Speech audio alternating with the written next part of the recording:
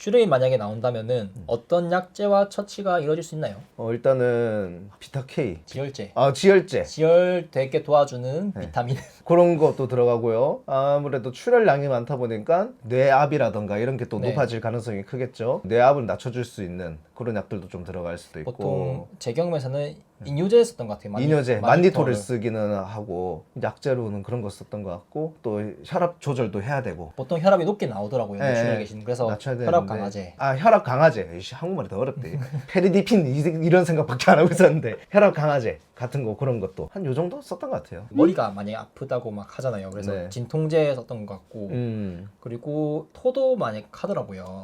그렇죠.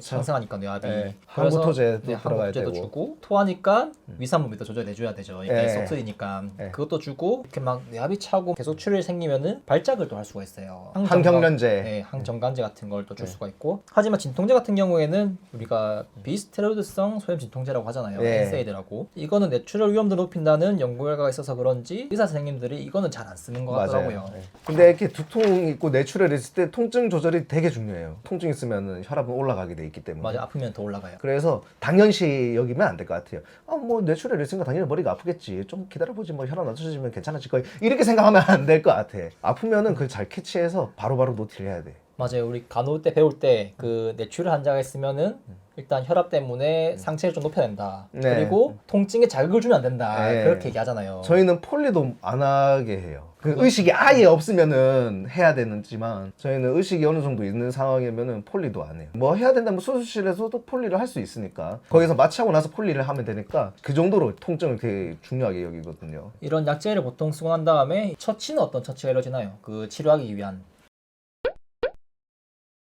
모니터링 일단은 무조건 해줘야 되고요. 그 다음에 신경외과 교수님 내려와가지고 당장 수술적인 치료가 필요한지 약물적인 치료를 일단은 경과를 볼 건지 이런 거 좀 정할 거고, 전 아무래도 응급실이다 보니까 바로 수술하러 가는 경우가 많아요. TFCA라고 하더라고요.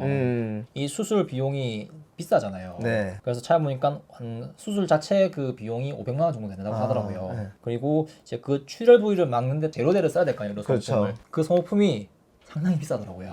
재료값이 비싸지. 맞아요. 그거 한 개가 제 기억으로는 100만 원 내외였던 것 같아요. 그 한 개가. 수술비 그 따로고 그 재료대 비용 따로예요. 네. 그래서 상당히 좀 많이 나올 수 있다는 거. 보통 심한 두통을 호소하는데 환자도 걱정도 많고 의사도 혹시 모르니 방금 이야기한 그 CT 같은 걸로 이제 확인도 많이 하는데 두통은 심한데 검사는 안 하고 약제 처치만 받는 케이스도 있나요? 뭐 과거력이 뭐 혈압, 고혈압 정도 있으셨던 분이신데 자기가 계속 어지럽고 머리도 두통도 있는 것 같대요. 그러면 당연히 우리는 브레인CT 당연히 찍어야 되는데 자기는 이런 경우가 많아서 그냥 조절만 하고 가겠다. 뭐 하더라도 피검사 정도만 하겠다. 사실 피검사보다 CT가 먼저인데 우리 생각에는 예 알겠습니다 하고 이제 위험성을 설명하고 자진퇴학서를 받고 일단 우리는 했죠. 증상이 이제 좀 괜찮아지셨어. 그래서 이제 귀가를 하시겠대. 알겠어요. 그 가시더라도 아프시면 언제든지 응급실에 와서 그때는 브레인CT를 좀 찍어 봅시다 라고 약속 받아놓고 나가는 순간에 원무과에 전화가 오더라고요. 네 선생님 왜요? 그러니까 환자분 너무 어지러워서 원무과 앉아 계신데 어떡할까요? 라 하더라고. 그래서 제가 나갈게요 해서 나갔어요. 나가서 다시 이제 휠체어 태워서 데리고 왔죠. 이제 레지던트 선생님이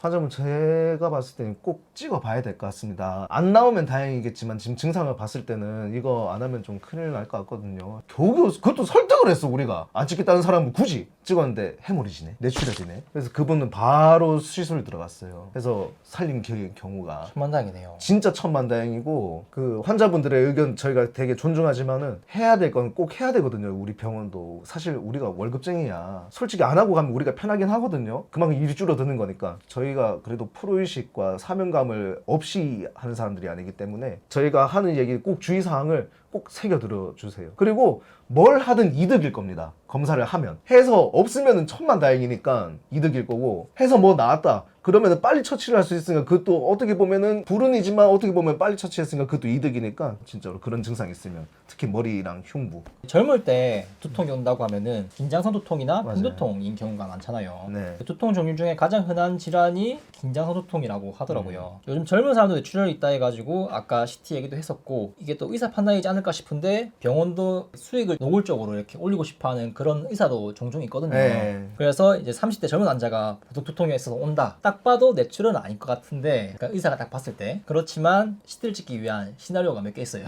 그렇지.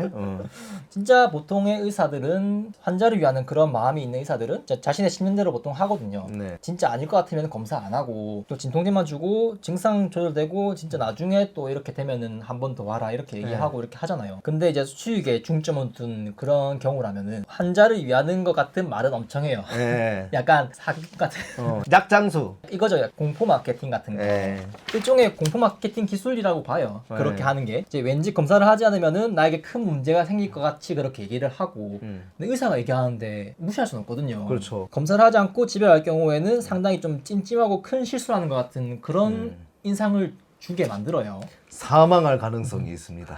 맞아요. 그래서 진짜 공포 마케팅 그 자체 약간 영업하는 그런 느낌이죠. 네. 그 중에서는 진짜 속으로 사실은 할 필요도 없는데 수익을 위해서 해야 해. 그런 경우가 있을 거예요. 그래서 이런 사람들 때문에 조금 과잉진료 환자들 입장에서 부정적인 인식이 생겨나지 않았나. 근데 진짜 안타까운 경우도 있어요. 신념대로 하다가 진짜 만에 하나 0.01%의 그런 확률로 이제 놓쳤다. 이제 그러면서 스스로 방어진료 스탠스로 바뀌는 그런 경우가 있지 않나. 네. 예전 같았으면 안 할 사람이었는데 괜히 그런 걸 겪고 나니까 오히려 더 조심하게 되면서 이제 환자분들의 의료비 부담이 증가하게 되는 그런 케이스가 있지 않을까 싶어요. 의사가 진료 후에 검사하고 뇌출혈이 아닌 것 같다 했을 때 약제는 어떤 게 처치될 수 있을까요? 그냥 단순한 두통이었을 때. 진통제 들어가겠죠. 그 외에 뭐 혈압이 높으신 분들 경우에 따라서 조금씩 달라지겠죠. 그리고 두통이 진짜 심하면은 이제 속도 안 좋은 경우도 있거든요. 그렇죠. 그럴 경우에는 이제 항구토제를 쓰기도 하고 진통제 하나로 또 해결 안 되는 그런 두통도 있거든요. 그럴 경우에는 진통제를 종류별로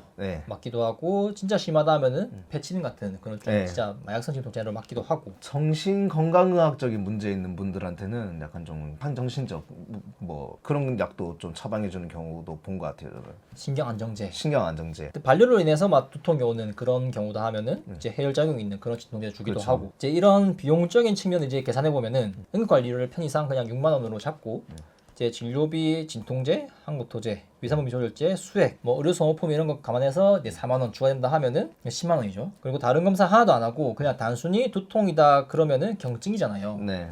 그러면은 한 10에서 15만 원 정도 잡아야 되지 않을까. 근데 만약에 뇌출혈이고 그럴 경우에는 뭐 앞선 처치들에서 심전도나 뭐 혈액 검사가 추가되거든요. 입원을 해야 되는 그런 기본적인 검사이기 때문에 이제 혈액 검사가 그 비용 편차가 많거든요. 병원마다 5에서 10만 원 정도 매기고 CT를 찍어야 되니까 이제 머리 쪽 조영제 없이 찍으면은 10만 원 내외 맞아요. 나오거든요. 그래서 10만 원 정도 대충 매기고 조영제 추가되면은 한 7만 원 정도 나오더라고요. 그렇게 하면은 최소한 40만 원 정도 생각해야 되지 않나. 뇌출혈로 나온 경우에는 이제 응급실에서 보는 비용만 따지면은 그리고 외상으로 인해서 이제 목 보호대를 쓰는 경우에는 5만 원 추가. 필라델피아. 목 CT를 찍는 경우에 12만 원 내외 추가. 50만 원 넘게까지 나올 수가 있다. 뭐 머리 다쳐서 오면은 뭐 산재나 뭐 자동차 보험 이렇게 보통 하잖아요. 그거는 의료보험이 적용 안 돼가지고 비용이 엄청 많이 나올 수 있어요. 100만 원 이상. 이제 의료보험 기준으로 하면은 대략 이 정도 나오지 않을까. 가격도 천차만별이거든요. 그래서 빅데이터 형성하기 위해 가지고 이런 유경험자들 있으면은 이제 댓글로 한번 좀 달아주시면은 좋을 것 같아요.